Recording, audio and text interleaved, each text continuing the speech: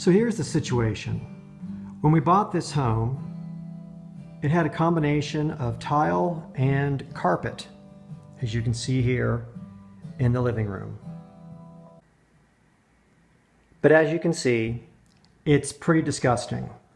We have a dog, and this area gets a lot of foot traffic, and we've had it cleaned many times, and it always just winds up a filthy mess.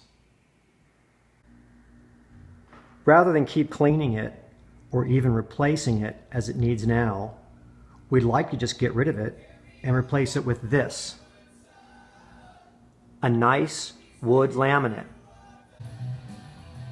Here's the problem. While the laminate will go down quite nicely wherever we have baseboard, the question is, how are you going to hold down the laminate next to all this tile? I don't want a bumper strip. That looks retarded. After searching the aisles of Home Depot, I found this piece of tile edge finishing schluter. So I'm going to attach this schluter to the slab floor right up against the tile, and then this wood will slip right into it like that.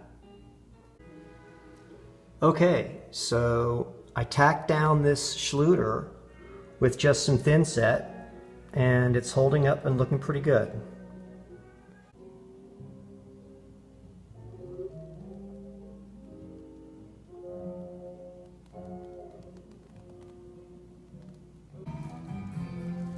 All that's left to do now is start putting down the floor.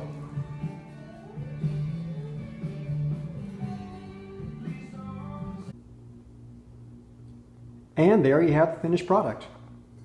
Nice tight seams between the wood and the tile.